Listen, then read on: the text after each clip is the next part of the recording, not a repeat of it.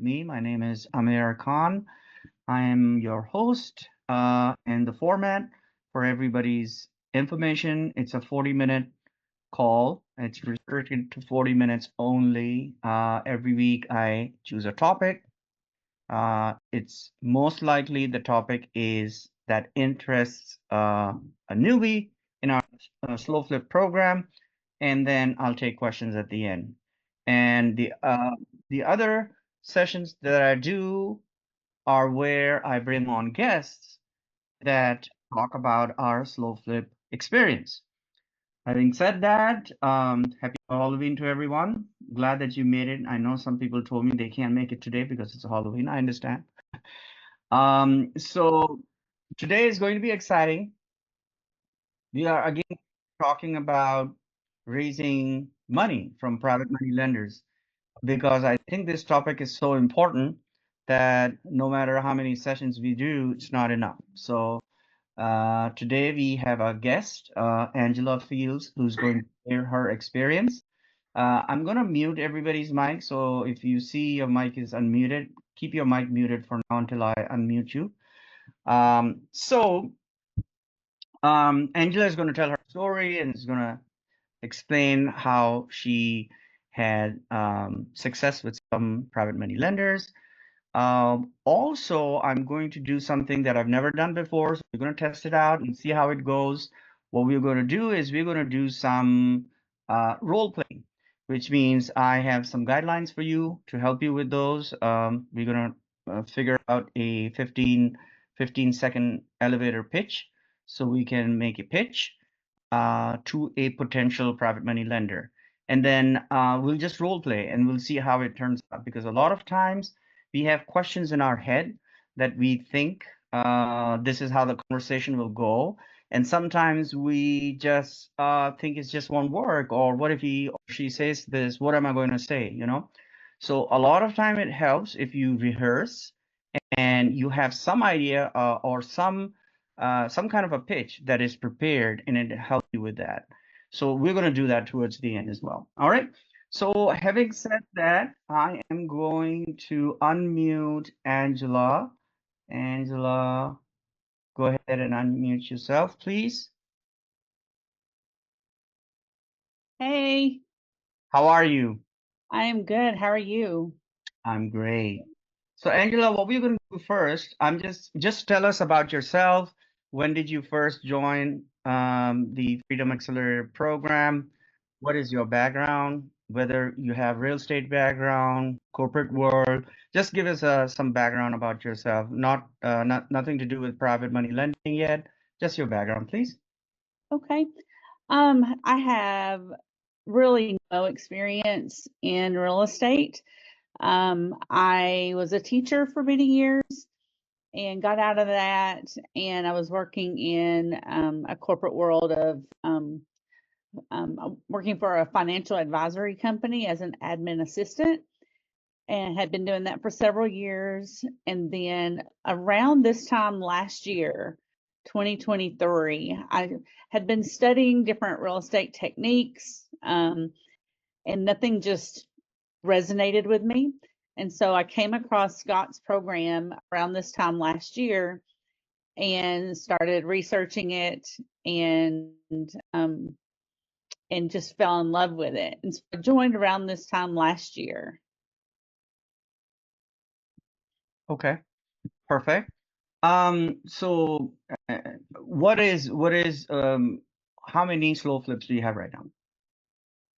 So I'm in the process of buying my fourth one. My first one, I joined in, I think, November of last year, and was doing all the studying, and my entire life was studying and learning all the modules and all that for several months. And then I ended up buying my first one, was signing the paperwork during the summit last year. Actually, they sent Okay. a mobile notary to the hotel for me to sign my paperwork during the summit. So bought my first one in January, and then two more, I believe, in March. And then I'm in the process of buying the fourth one right now. Wonderful, Yeah. wonderful. Now I know you were a little hesitant to come on because you said, well, because but see, that's what I wanted. That's why it's interesting. The fact that, and I'll let you speak about it. The fact that you have success, there's something you're doing that's right. You may not know it, there's something that you're doing it's right, and so everybody will learn from it, and that's how we all learn. Okay, there's always this one thing or two things that we do, whether we speak about how we feel about slow flips, whether how we come across to other people when we are talking about an investment opportunity. So that's why sharing is really important and it helps everyone. So now let's talk about when you first joined, which was in November 2023, is that correct? Yeah. So the first one, did you buy with your own funds or? No, my first one, because I just wanted the process. I didn't know how everything would go from beginning to end. So I just wanted it to be easy. So I used Offer Market. And I think Offer Market used to, when they first joined us, was doing it at the 12%, but by the time Mhm. I used them, they had moved it up to 15%, which over 5 years, it's really not even, that much to make a difference. So Yeah. my first lender was Offer Market. So okay, so you use them. So because I've not used them, can you tell us about what that experience was so people can also understand, if you were to use offer market, how would you go about it? So the first step of after you get your offer accepted on the house, you go to, I think it's just offermarket.com, and they have a portal, and you basically put the information into their portal, and then they, like, you don't really talk to anybody, you just put it in the portal and fill out all their questionnaires, and it begins the process. And put in the house information, and then you will eventually get connected with someone by email. At least that's what happened with me. And so then any kind of information that they need, they'll just say, "Oh, we'll upload it into the portal," and they've got like different modules, one for paperwork, one for the appraisal, whatever. And so everything's done through the portal. It was super easy for me. I didn't find it challenging at all, and they were really good to work with. So answered all my questions quickly, which I greatly appreciate. So So tell us, some of the things that we hear, they check credit. Is that correct? that is true. I think you have to have a 720 credit score minimum. Right. Number two, they don't invest in all areas. Do you know where they're currently investing, or at least when you did your deal? So when I did it back in January, they were still doing it in St. Louis. Mm, And my understanding is that they're not doing St. Louis right now. Or I think they might be doing it in certain areas, and it might be dependent upon the house, and they want it to be in a little bit better shape, and it probably has to appraise for a little bit more. I'm not exactly sure. And I think that they're still doing Ohio and maybe Illinois, those maybe Indiana, um, and maybe some of the southern states too. I think they're just really not happy with the St. Louis area right now. right. So help me understand this appraisal. How do they do it, and what are they looking for? So they chose the appraiser, and I just had to pay for it. And Mm, I think it just has to appraise for a certain amount above what they are lending to me. And again, I think their guidelines have become more stringent since I did it, so I can't really speak on the current guidelines. But that they just want it to appraise for a certain amount above what the lending amount is. and you don't know what that is? I want to say it's something like 10% above, but don't quote me on that. Mhm. Okay. All right. What that means or that translates into is that a lot of wholesale deals that we're trying to buy on the forum may not qualify because they may not appraise for more than that, right? In addition to that, I think people have to be prepared also that in case they go through the process and they refuse to lend on that property, I think you're still out of your appraisal cost. right? Yeah. And I'm Yeah. not sure about some kind of a fee. Do they have any upfront fee that you have to upfront, or there's no upfront fee other than the appraisal? Yeah. For me, there was no upfront fee. I did have to pay their fees at the end, on closing Okay. day. And it was like, including the appraisal, I want to say it was like $2,500 to $3,000. Yeah, and so yeah, that was my next question. So at the end, it comes down to this: what did this loan cost? So if was the property 30 grand? It was, I think, 24,500. So it was a good deal. And then at that time they were paying for the wholesaler's fee. I think I read somewhere that they're not Mm-hmm. including that in the lending part now, but at the time that I was doing it, they were still going to cover the wholesale fee because my house was from a wholesaler as well. Right. So it's definitely over 10%. 10% of the cost of the loan, right? That was your cost to do this loan was 10% of not the loan, I mean 10% of the purchasing price of the property, Basically, yeah. over 10%. All right. Now, so now let's move on to your second deal. So that was your first deal, and you did this. Now you have experience. Now your second deal. Tell me, first of all, was that through a private money lender? Yes. So this is a funny story. Um, so I went to the summit last year, and I guess right before the summit, I was still trying to figure out this whole private money lender thing. And so I made a post in school about, my struggles with it and whatever. And so during one of the breaks in the summit, a guy that's in our group, he sought me out from the 300 people that was there, came and found me because I was sitting up in the VIP section, paid my extra money to sit in VIP. And he was like, "Hey, I want to take you to lunch and talk to you about some stuff." I didn't know what he wanted at the time. So I was like, "Okay." So we went to lunch, and on the way back, he pulled out this like a sheet of paper that he had like 25 questions. And on the way back, we were walking back, and he was just firing off. Da da da. What about this? Da da da. And like, rapid firing them because we had like 10 minutes to get back to the Mhm.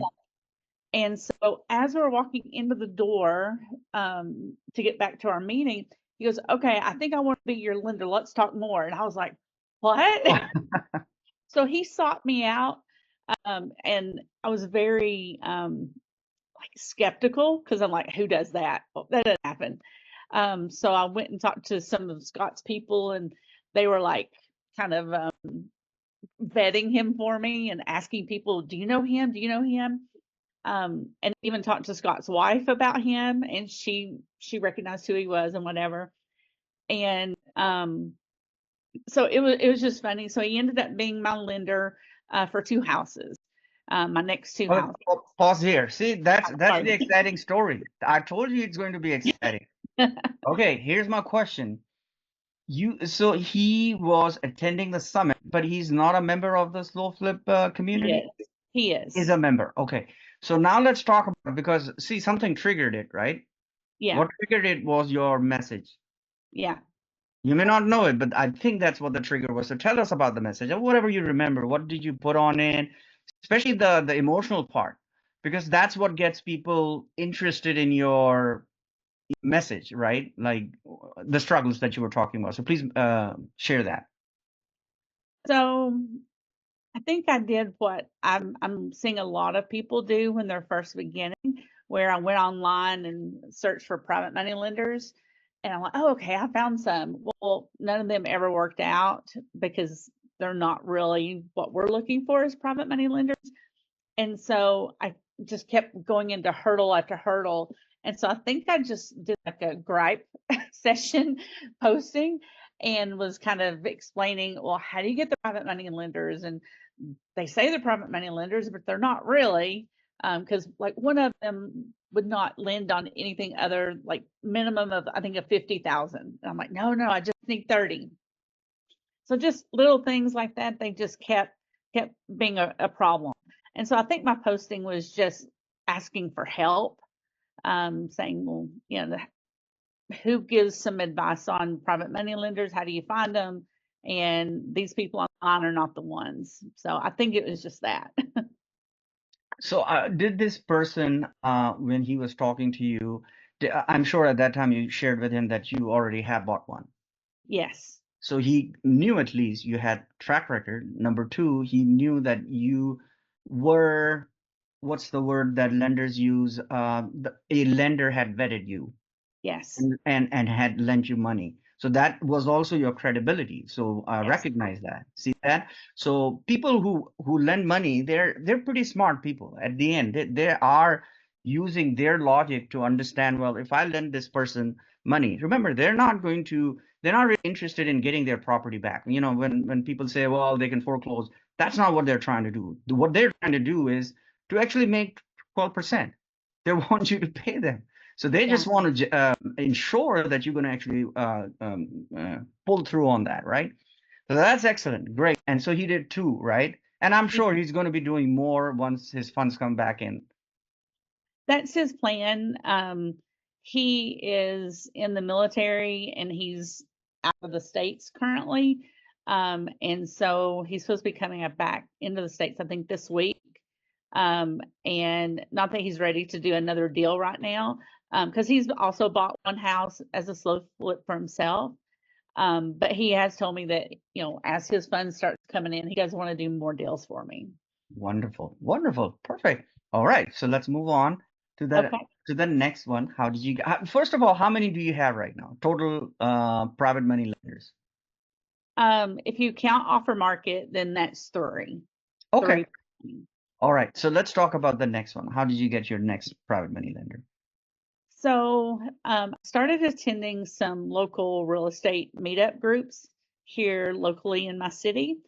And I'd gone a couple of times and had not really talked to anybody. So I made it a point that, hey, I'm going to talk to somebody, whoever's around me, I'm going to talk to them.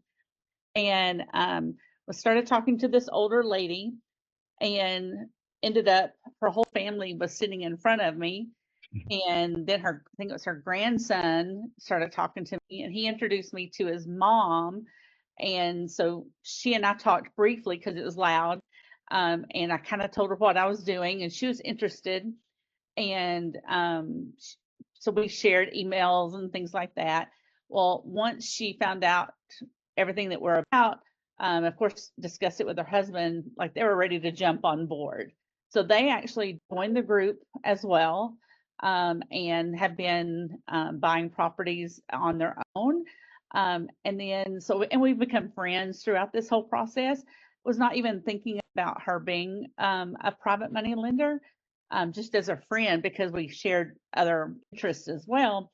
And then, I don't know, probably 2 months ago or something, we had all had dinner together, and she mentioned that she and her husband had discussed it and that they were wanting to be a private money lender for me, using their self-directed IRA.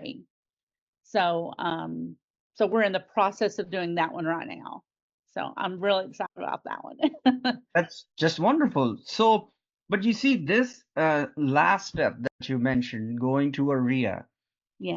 a lot of people talk about it, but I see very, very, very few people actually doing it because it's those, I call them those thoughts that we get. Well, if I go to the RIA, I don't know who am I going to talk to.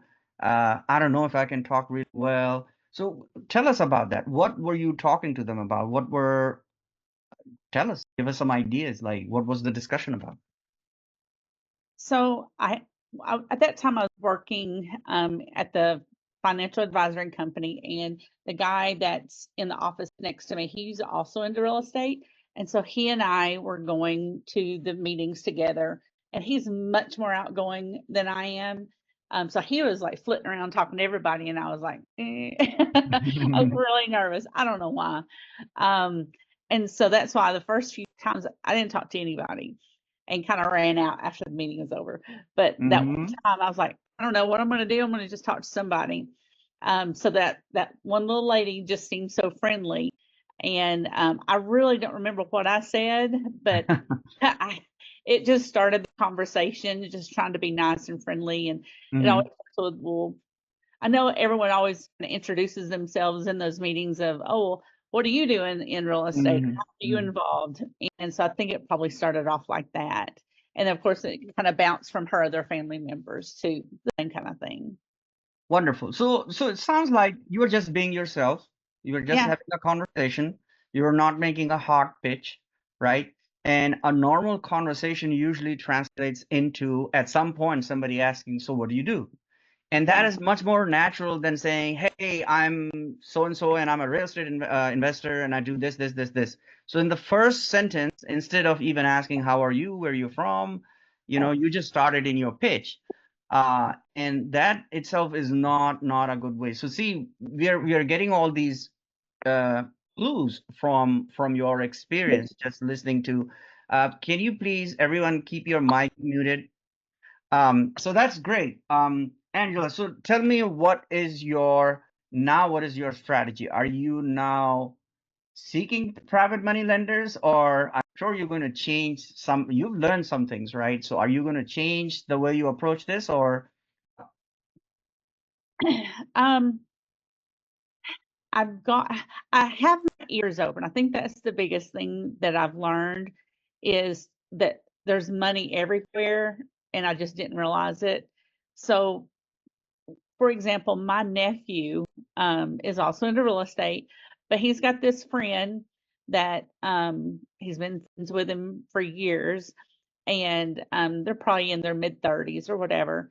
Well, come to find out, this guy has done very well for himself. He owned like pharmacies, and so now he's like retired at age 35 and is like a multimillionaire. I'm like, wait Mm, a minute, I know that little boy. In my age, he's like a little boy. So just having my ears open to like, okay, who does have money or who knows somebody who has money, and then I'm trying to, like, kind of share my experiences with them of, "Hey, I've got my 4th house now, and it's doing really well, 3rd house, and it's doing really well," and just kinda putting the word out there. I'm looking for my next lender and just kinda seeing if they perk up or, "Hey, I know somebody," or something like that. mhm, So, just kinda word of mouth at this point. The other thing that I picked up from the group is some marketing techniques. And so I've ordered the t-shirts that have the stuff on the back of, hey, earn 12%, ask me how. Haven't got anything from that yet, but I think it will. I think it will eventually. So it'll work. It'll work. Wonderful. Thank you. That was so amazing. See, Angela, I told you, in everybody's story, whether it's a small success or whether it's a big success, there's something that you're doing is right, or some effort that you're doing that the others are not doing, and that's how we all learn. So what we're gonna do now is, if anybody has any questions, you can ask questions. Just raise your hand, and then I'll call on you and we'll ask questions. And then, Angela, if you don't mind, what I would like to do is, and if you feel uncomfortable, that's okay, but I want to see if we can do some kind of a role play. And when I say role playing, I'm not talking about a hard role playing. It's simply, um, I want them to practice with you that conversation of how a normal conversation may translate into, so what do you do? So let's try that and see. I've never done that also, but let's try it today and see how it goes. Okay. So I have a question from Major. Major, go ahead. Please unmute yourself. Hi, Angela. Thanks a lot. Hey, when you used Offer Market, did they also cover your closing costs? I might have missed that. they did. That was part of the $2,000 fee or whatever it was that they charge, plus about $500 for the appraisal, and then whatever the miscellaneous fees were. But yes, it did cover the closing cost. Now, I'm Uh, sorry, the fee that I had to pay out of pocket, is that what you're Mm, asking? Sorry. They would not roll the closing costs into the loan, if that's what you're mhm. asking. I had to Yep, pay that that out of yeah. that fee that I paid. Awesome. By the way, Angela got one of the best testimonial videos out there. I've not seen it. Where's it listed at? I'll go find it. Okay. Have you seen it, Amir? No, I haven't. So I think Tom has to arrange that so we can see that the top 10 greatest hits or something. Great. Oh, that's funny. Okay. Bob, go ahead. Angela, that was a very good testimonial. Thank you very much. Amir, you commented about doing role playing. When whoever does the role playing, what I'm finding myself challenged with, and maybe I shouldn't be concerned, is Scott talks about saying we help people place their money in high performing assets secured by real estate. I struggle. I have yet to have a conversation where I ever say that. I always jump right into, oh, we're buying these distressed properties back in the Midwest. And I feel like I'm jumping the gun. Am I? Angela? I find that phrase to be very challenging as well. I've actually never used it. For me, it's a mouthful. So I just try to have a conversation with people and just kind of let it flow. And I think it'll just kind of come up that, that's what we do. But saying that phrase, I think it works for Scott, but for me, it's too much for my mouth. So I think I'm very much like you. It just doesn't feel natural to me to say that. So Bob, we're gonna do a little, so maybe you want to do it. We'll do a role play in just a moment. Anybody else has any question for Angela? No one? Okay. All right, Bob, you ready? So here's the thing. Let's say you're just having a conversation. What I find, this is my experience. I've been to many conferences where I practice this, and this is what I've learned, is that I am never the one to bring up what I do.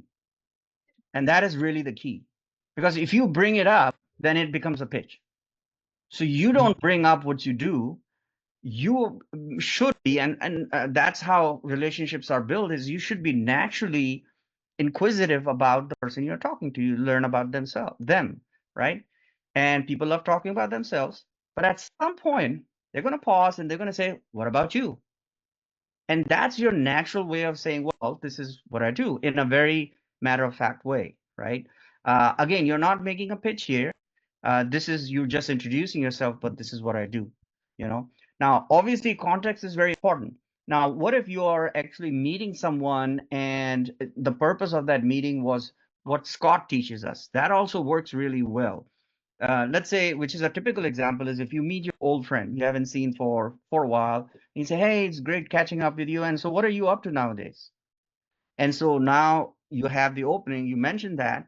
And then as you do your pitch, towards the end you say, and maybe, by the way, you know someone who might be interested in this. So now you suddenly not only did your intro into what you do, but you immediately shifted by saying that, well, I'm not pitching to you. And that's what Scott talks about. So, but again, it comes across really well if it's natural. If you learn it like a pitch, then it comes across like a pitch, and you just get better. One other person, we have Dean on the call some time back. He is excellent with this.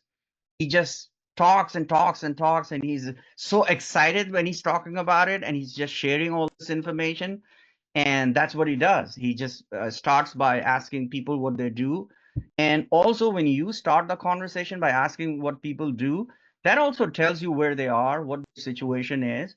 If somebody themselves is struggling, and it's just going to be hard, but you never judge anyone. I've heard stories where their Uber driver became their private money lenders. I mean, that happens all the time, right? I have Okay. noticed when Yeah. I'm at a recent real estate investor meeting, I was talking to hard money lenders, and they were sort of standoffish until I made the comment, oh no, I'm not talking to you or anybody else here, because everybody's funds is tied up trying to do their next deal.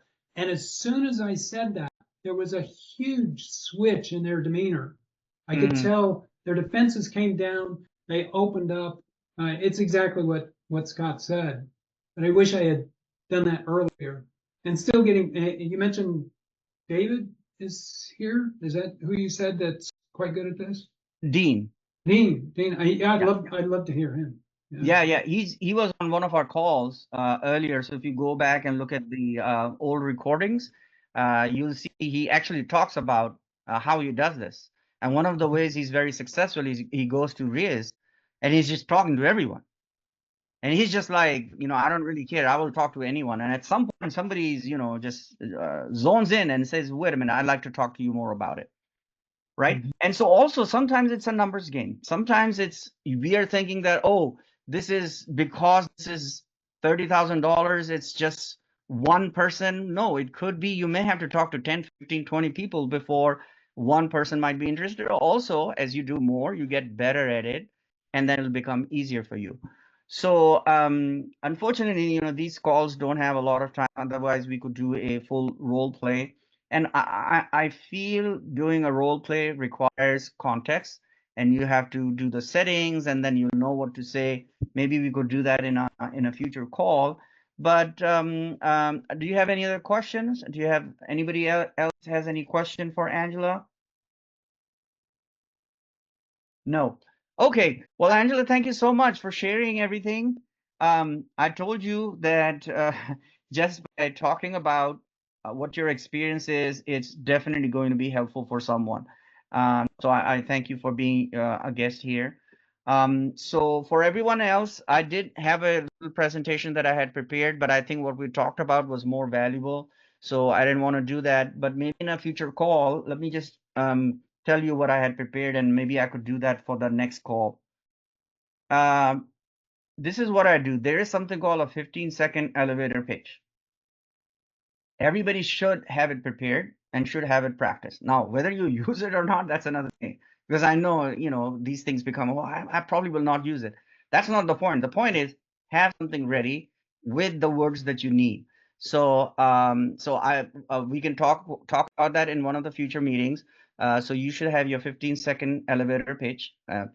Talking to someone, it should be very brief. It should explain what you do. It should explain how you can help and who you can help. Number two, I will give you maybe 2 samples of a 50-second pitch to have an idea. And then this is what I do. And again, I work a little differently. But what I do is so there's something called a pitch deck, right? So 15-second elevator pitch is verbal. It's like on the spot, somebody came to you, what are you going to say? So that's your 15 seconds pitch. But then if somebody wants to go into more details, I try to schedule a meeting with them because I have a full pitch deck. A pitch deck is 16, 20 or whatever number of slides, and it's quite detailed. And then I have a frequently asked questions at the end. And the reason why I do that is because it helps preemptively answer a lot of their questions. Instead of having a very long conversation and going haphazardly up and down, I've actually timed them to get to a point where they now are asking me really, really deep questions about, well, how much money do I need and that kind of stuff. We only have a few minutes left. We have 2 more questions, so we won't be able to do that. But we still have a few minutes. So Rafael, go ahead. If there's a few more minutes, we'll take the last question as well. Rafael, go ahead. Yeah, hi. I have 2 questions. The first one is HELOC better than private money? Because I've seen rates lower than 12%. You mean borrowing from yourself? Yeah, like using your existing home or your second home or one investment property as line of credit. Sure, you can do that. That's not what we're discussing, so I won't be able to give you more information on that. But yes, absolutely, you can do that. In fact, if you post on the forum, I'm sure people will be able to jump in and give you more constructive, tips on that. Okay. The second question is, the goal is to pay off the house in 5 years. What will happen if, let's say, in 2 years the market crashes and maybe 10 tenants tenant owner decide to maybe move out, or they don't want the loan anymore? Okay, so you simply repeat the process. You evict them, and then you get somebody else in there. Oh, how do you recover from? Let's say you have people who have like 20, 15, and they have that massive people living the property like that. I'm sorry, I didn't understand. They did what? Let's say you have like 20 property or 30, and maybe that market crash affects people income or something, and like 10 people decide they can no longer afford the mortgage. Sure, it can happen. I mean, COVID-19, nobody knew that was going to happen, but it happened. So obviously things could happen. And if something like that happened, I don't know if anybody's going to be prepared for it. So something like that can happen. And the only thing I can tell you is just keep reserves and be prepared for disaster. But, there's no guarantee of anything in life. Okay, this is just like any other business that things can go wrong. You just have to learn how to manage it well, and that will really help. Unfortunately, we are really out of time, so we have about less than 3 minutes. So was it Winfrey? You want to ask a question? I forgot what was your name. Yes, it was me. Hi, Yeah, Amir. go ahead. Go ahead. Hi, Angela. Thank you guys both for doing this. It's dark in here for some reason. But Angela, did you get a sense of what the process was like for your lenders? Was it easy, straightforward, dealing with title companies, getting money and all that? Did you get a sense from them, or how did you find it? You got Um, about a minute. when I use my private money lenders, Yes. yeah, it was fine because the title companies knew exactly what to do. And they put us on an email with the wholesaler, myself, the lender. And so we're all on the loop. And so everyone knows all the information. So it's been a great process with that too. I've not had a problem with it, anybody yet. Wonderful. Thank you. Yep, you're welcome. All right, great. Well, thank you everyone for joining on Halloween night. So thank you again, Angela, for being here.